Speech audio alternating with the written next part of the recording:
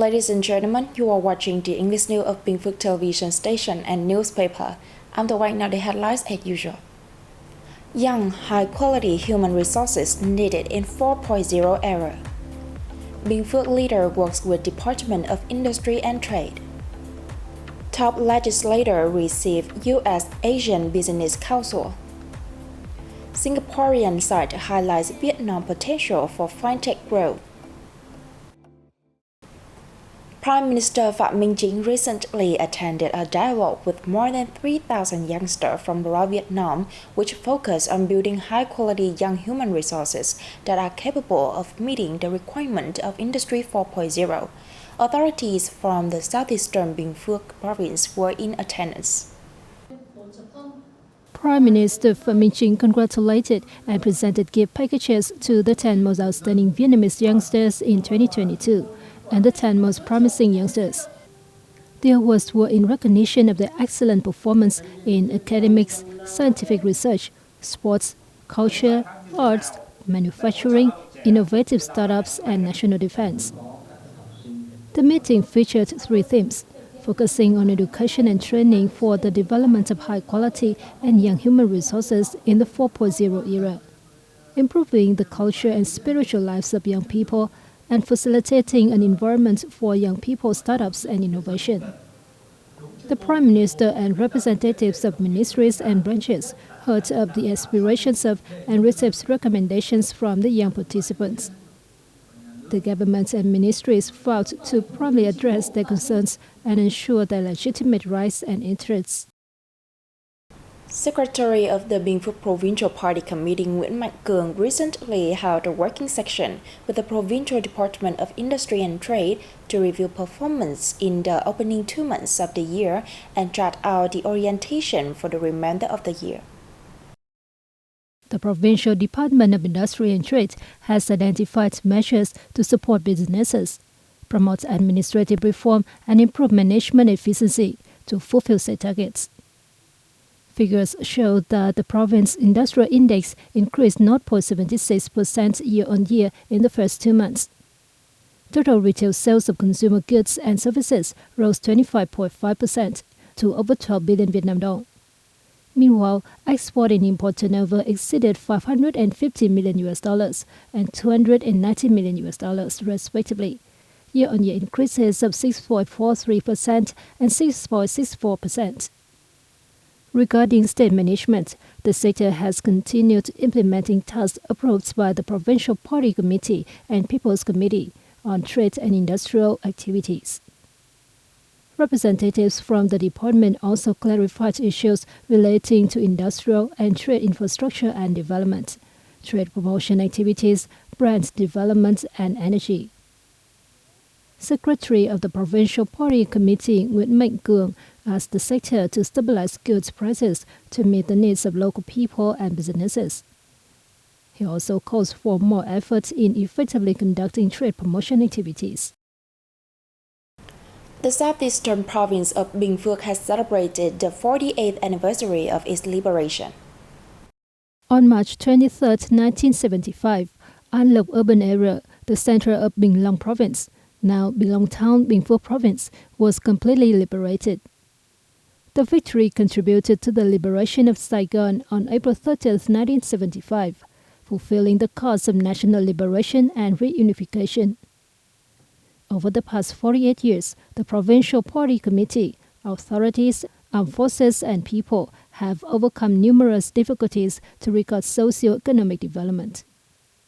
The province is striving to speed up high and sustainable economic growth, which is expected to reach 9 to 10% annually. It also aims to increase local incomes, reduce poverty, and modernize rural areas. To fulfill these goals, Bình Phước is mapping out a number of development strategies to bring breakthrough outcomes. In the 2030-2035 period, the province will prioritize the development of industry, agriculture, and services.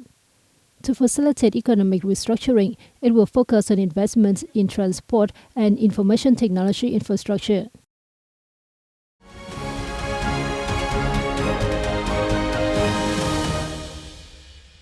Now let's take a look at the top stories around the country. National Assembly Chairman Vương Đình Huệ received a delegation from the U.S. Asian Business Council in Hanoi on the 23rd of March. Representatives of the business delegation said U.S. businesses have great confidence in Vietnam, a country with strong growth prospects in the future. Vietnam is a strategic market in the region, they said, emphasizing that it committed to make long-term investments in the country, especially in health, green growth, and renewable energy.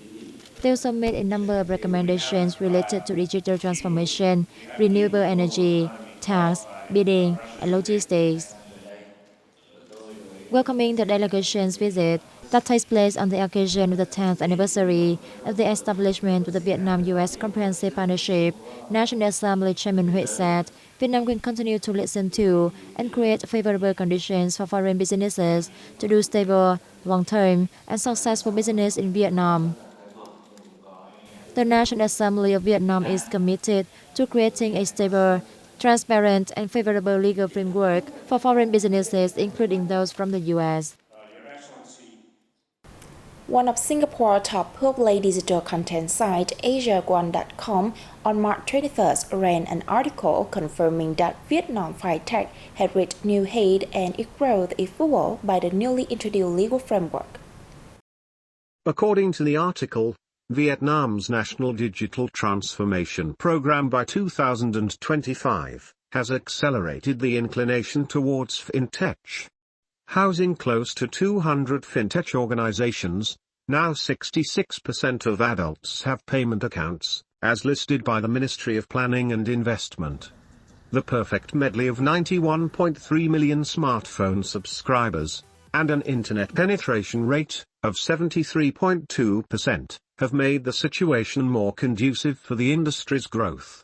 The success of these promising fintech organizations has been linked with their close ties with the banking sector that has created invaluable synergies, said the article. It said, for big players, investors and even newcomers, the current nascent stage and relatively small size of the country's fintech market is making it particularly attractive for investment, considering there are a plethora of opportunities to get involved and scaling big. Vietnam ranked 65th out of 137 countries and territories in the 2020-2022 period as per the World Happiness Report 2023, up 12 places from the 2022 report. The report had released on 20th of March, which the United Nations had designated as the International Day of Happiness since 2013. Country rankings this year are based on live evaluations in 2020, 2021, and 2022, so all of the observations are drawn from years of high infection and death from COVID-19. The factors that affected a country ranking include GDP per capita, social support, healthy life expectancies, freedom to make life choices, generosity, and perception of corruption. The World Happiness Report is a Sustainable Development Solution Network publication powered by the Gallup World Poll data.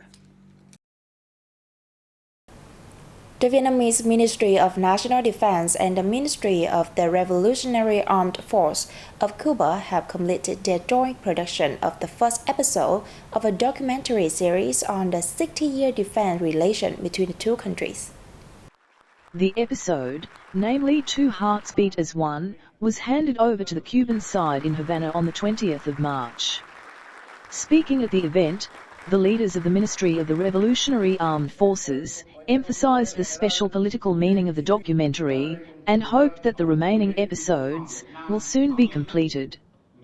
The episode was produced creatively, honestly reflected the history, and has profound content and educational significance for the two people and armies of Cuba and Vietnam.